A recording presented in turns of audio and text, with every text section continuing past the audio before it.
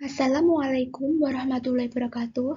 Perkenalkan, saya Aprilia Widiawati dengan NIM 210603110021 dari kelas Kimia A. Di sini saya akan menjelaskan materi mengenai sejarah teori asam basa. Apakah kesamaan zat ini? Nah, di sini terdapat apel, anggur, sabun, jeruk, baking soda, dan herbik. Di sini kita dapat mengkategorikannya ke dalam kategori asam maupun kategori basa. Nah, yang termasuk ke dalam kategori asam adalah apel, anggur, dan juga jeruk. Sedangkan yang termasuk dalam kategori basa yaitu sabun, herbik, dan juga baking soda. Nah, nantinya kita akan mempelajari tentang pada zaman kuno, abad ke-13, abad pertengahan, abad ke-18, teori Arrhenius, kemudian teori Bronsted-Lowry, dan yang terakhir Gilbert Newton Lewis.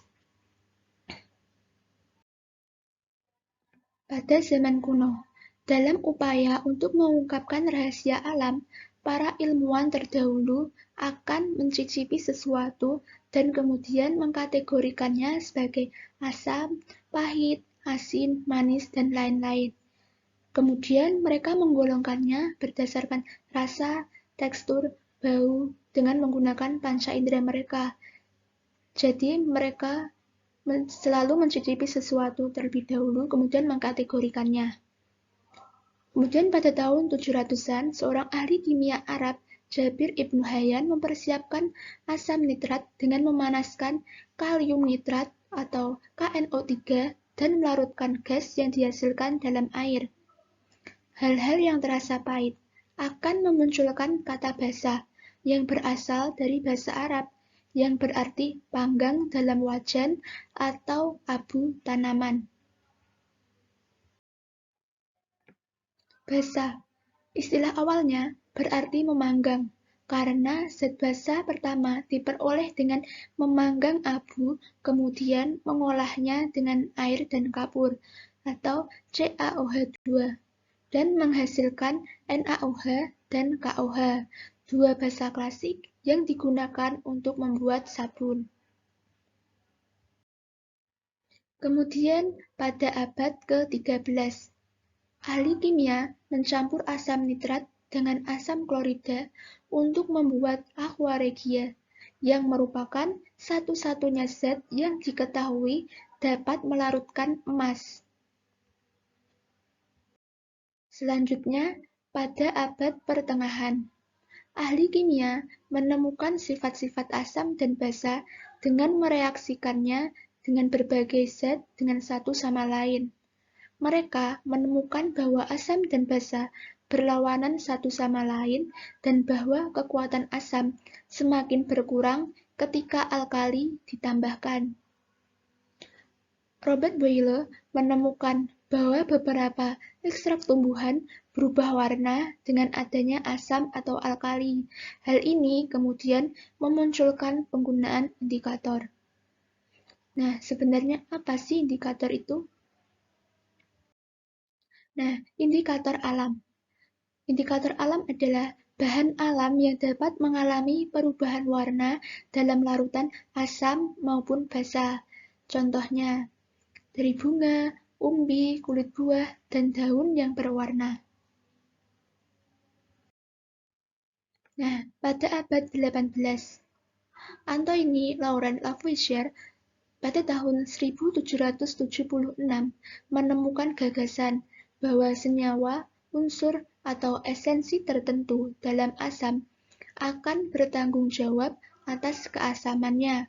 Dia mengira bahwa oksigen membakar zat seperti batu bara, fosfor, dan belerang, menghasilkan oksida yang bersifat asam ketika dilarutkan dalam air.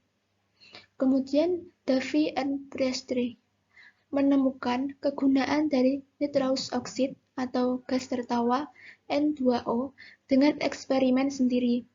Kemudian Dia melanjutkan pendidikan dan pada tahun 1810 ia menemukan bahwa tidak hanya oksigen yang bertanggung jawab atas keasaman, karena banyak senyawa asam lain yang tidak mengandung oksigen. Kemudian Liebig memperkuat teori Davy dengan menyarankan bahwa asam mengandung hidrogen yang dapat digantikan oleh logam untuk membuat garam. Nah, selanjutnya teori Arrhenius. Menurut Arrhenius, definisi asam dan basa berjalan seperti ini. Asam adalah zat yang menghasilkan kation hidrogen atau hidrogen yang bermuatan positif yang sering disebut proton atau disingkat H+ ke dalam larutan air. Contohnya HCl menjadi H+ plus Cl-. Selanjutnya, basa. Basa adalah zat yang menghasilkan anion hidroksil atau OH- ke dalam larutan air. Contohnya NaOH menjadi Na+ plus OH-. Asam dan basa bereaksi dalam reaksi neutralisasi dan membentuk air H+ bereaksi dengan OH- membentuk H2O. Kemudian teori Bronsted dan Lowry. Terinspirasi oleh karya Arrhenius, seorang rekan Denmark bernama Johannes Bronsted, dan secara independen seorang Inggris bernama Thomas Martin Lowry memperluas teori asam basa pada tahun 1923. Mereka menyadari bahwa model Arrhenius tidak memperhitungkan senyawa kovalen yang berperilaku sebagai asam dan basa. Nah, contohnya HCl plus NH3 menjadi Cl- plus NH4+. Nah, HCl ini asam dan NH3 basa, sedangkan Cl- basa konjugasi dan NH4+ asam konjugasi. Nah, pasangannya HCl pasangannya dengan Cl-. Ini mengapa disebut pasangannya ini? Karena HCl menjadi Cl- ini melepas H+ yang sering kita sebut asam. Sedangkan NH3 menjadi NH4+.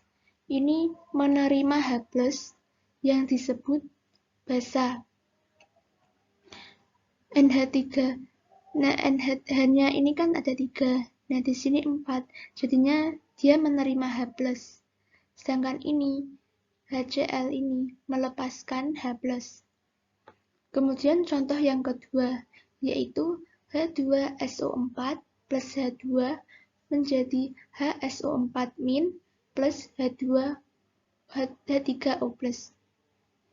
H2SO4 ini adalah asam dan H2O basa, sedangkan HSO4- basa konjugasi dan H3O+ asam konjugasi. Nah, H2SO4 ini berpasangan dengan HSO4-.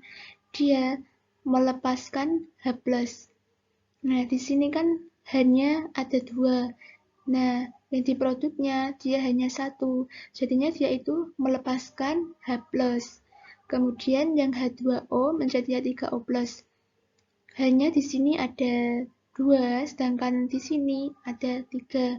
Berarti dia menerima H+. Nah, melepas H+ ini adalah asam dan menerima H+ adalah basa.